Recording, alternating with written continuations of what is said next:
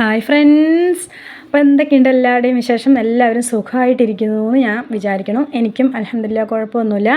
അപ്പോൾ ഇന്നത്തെ എൻ്റെ ഒരു അടിപൊളി കുക്കിംഗ് വീഡിയോയിലേക്ക് എല്ലാവർക്കും സ്വാഗതം. അപ്പോൾ കുറേ ദിവസമായി ഞാൻ കുക്കിംഗ് വീഡിയോ ഒന്നും ചെയ്യാണ്ട്.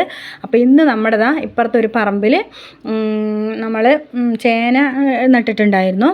അപ്പോൾ അതിൽ ചേനപ്പൂവാണ് കേട്ടോ ഇന്ന് വന്നിരിക്കുന്നത്. അപ്പോൾ അത് കറി വെക്കണമെന്ന് ഞാൻ കാണിച്ചു തരാമെന്ന് വിചാരിച്ചു. അപ്പോൾ നാച്ചുറലായിട്ടുള്ള നമ്മളെ ചേനപ്പൂ അധികം ആർക്കും ഇത് അങ്ങനെ കഴിക്കാനൊന്നും ഇന്നത്തെ കാലത്ത് കിട്ടാറില്ല എന്നാണ് എനിക്ക് തോന്നണത്. കാരണം കടയിലൊന്നും ഞാൻ ഇത് കണ്ടിട്ടില്ല കേട്ടോ. അപൂർവമായിട്ട് കിട്ടുന്ന ഒരു ഐറ്റം തന്നെയാണല്ലോ. അപ്പോൾ അത് നല്ല രീതിക്ക് തന്നെ നമുക്ക് കറി വെച്ച് കഴിക്കാം. അപ്പോൾ അതെങ്ങനെയാണ് കറി വെക്കണമെന്ന് ഞാൻ കാണിച്ചു തരാം. തോരനായിട്ടും മസാല കറിയായിട്ടും എല്ലാം വെക്കും. അപ്പോൾ എൻ്റെ രീതിയിൽ ഞാൻ എങ്ങനെയാണ് ഈ ഒരു കറി വെക്കണമെന്ന് ഞാൻ കാണിച്ചു തരാം. അപ്പോൾ അതിനായിട്ട് രാവിലെ എണിച്ചിട്ട് ഞങ്ങൾ അത് കുറേ ദിവസമായി ഇങ്ങനെ നോക്കി വെക്കണോ എപ്പോഴാണ് വിരിയാന്നുള്ളവരേ.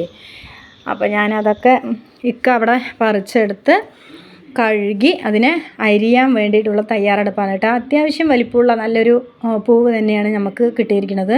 ചേനപ്പൂവിന് ചേനയുടെ പോലെ തന്നെ ഒരുപാട് ഗുണങ്ങൾ ഉണ്ടെന്ന് എല്ലാവർക്കും അറിയാമല്ലോ.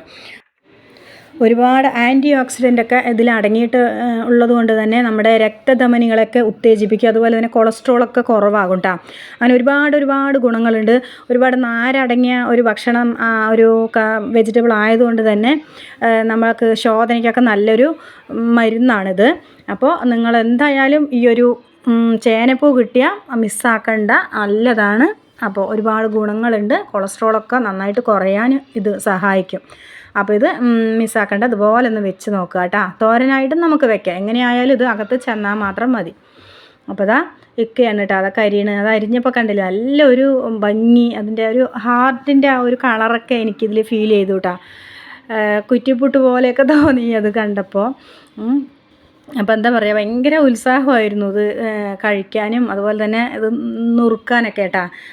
കട്ട് ചെയ്യാനൊക്കെ നല്ല ഇഷ്ടം തോന്നി. നല്ല ഇൻട്രസ്റ്റോട് കൂടിയിട്ടാണ് ഈ ഒരു ചേനപ്പൂ ഒന്ന് എടുത്ത് കറി വെക്കാൻ വേണ്ടി ഒരുങ്ങിയത്. കണ്ടില്ലേ, ഈ ഒരു ഭാഗമാണ് എനിക്ക് ഏറ്റവും കൂടുതലായിട്ട് ഇഷ്ടപ്പെട്ടത്. ഇതിലൊക്കെ കണ്ടില്ലേ നാരാണ് അതിലടങ്ങിയിട്ടുള്ളത്. അതുകൊണ്ടാണ് ഒരുപാട് ഗുണങ്ങൾ ഇതിന് പറയണത്. അപ്പോൾ നമ്മൾ ചേന പോലെ തന്നെയാണ് അതിനേക്കാൾ കൂടുതൽ ഗുണമുണ്ടെന്ന് തന്നെ പറയാം. അത്രയും നല്ലൊരു ഐറ്റമാണ്. ചേന പിന്നെയും നമുക്ക് കടയിലൊക്കെ വാങ്ങിക്കാൻ കിട്ടും. ഇത് പിന്നെ അങ്ങനെ വാങ്ങിക്കാൻ കിട്ടില്ല. അത് റെയറായിട്ടാണിത് ഉണ്ടാവാറുള്ളൂ. അപ്പോൾ അതൊക്കെ അരിയണുണ്ട് കേട്ടോ. അപ്പോൾ ഞാൻ വീഡിയോ എടുക്കണ കാരണം കൊണ്ടാണ് കേട്ടോ അരിയണത്. അല്ലെങ്കിൽ ഞാനൊരു സ്ഥലത്ത് ഫോൺ വെച്ചിട്ട് ഞാൻ തന്നെ ചെയ്യലാണ് പതിവ്. അപ്പോൾ ഇപ്പം ഉണ്ടല്ലോ. അപ്പോൾ പറഞ്ഞു അങ്ങനത്തെ കാര്യങ്ങളൊക്കെ പഴമയോട് കൂടുതൽ ഇഷ്ടം കാണിക്കുന്ന ഒരാളാണ് കേട്ടോ എൻ്റെ ഇക്ക. അപ്പോൾ ഇതൊക്കെ ഭയങ്കര ഇൻട്രസ്റ്റാണ്. അതുപോലെ ചേമ്പ്, അതുപോലെ കാച്ചിലൊക്കെ ഇങ്ങനെ കറി വയ്ക്കാനും അത് പുഴക്കാനൊക്കെ നല്ല ഇഷ്ടമാണ് ഇക്കാക്ക്.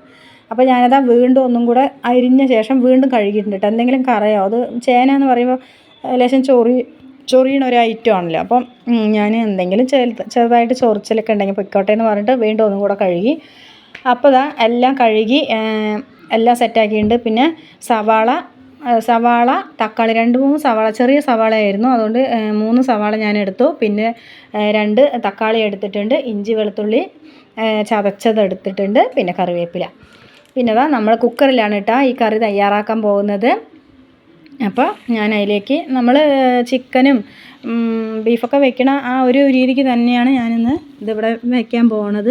അപ്പോൾ അതിനായിട്ട് കുറച്ച് പട്ട, ഗ്രാമ്പൂ, പിന്നെ പെരുംജീരകമൊക്കെ ഇട്ട് വെളിച്ചെണ്ണയാണ് ഒഴിച്ചത്. വെളിച്ചെണ്ണയിലിട്ട് പൊട്ടിച്ചു. പിന്നെ സവാള ചേർത്ത് കൊടുത്തിട്ടുണ്ട്. അത് നന്നായി ഒന്ന് വഴണ്ടി വരുമ്പോൾ അതിൽ ഇഞ്ചി വെളുത്തുള്ളി ചതച്ചത്, പിന്നെ പച്ചമുളക്, തക്കാളിയൊക്കെ ഇട്ടിട്ട് നമ്മൾ നന്നായിട്ടൊന്ന് മിക്സ് ചെയ്തു. പിന്നെ 2 ടേബിൾ സ്പൂണ് മല്ലിപ്പൊടി എടുത്തിട്ടുണ്ട്.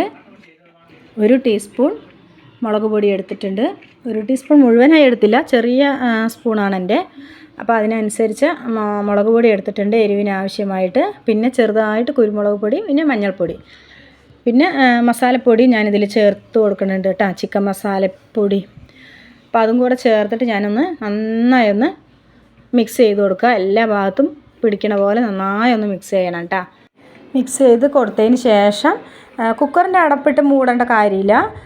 പെട്ടെന്ന് തന്നെ വേഗം. എന്നാൽ ഒരു ആവി കൊള്ളുമ്പോഴേക്കിനും വേഗില്ല, എന്നാൽ അത്യാവശ്യം വേവുണ്ട്. അങ്ങനെ ഒരു പച്ചക്കറിയാണ് ഈ ഒരു ചേനപ്പൂവ് കേട്ടോ. അപ്പോൾ നമ്മൾ നന്നായി ഒന്ന് മിക്സ് ചെയ്ത് കൊടുത്ത ശേഷം ഇതാ കുറച്ച് വെള്ളം ചേർത്ത് കൊടുത്തിട്ടുണ്ട്.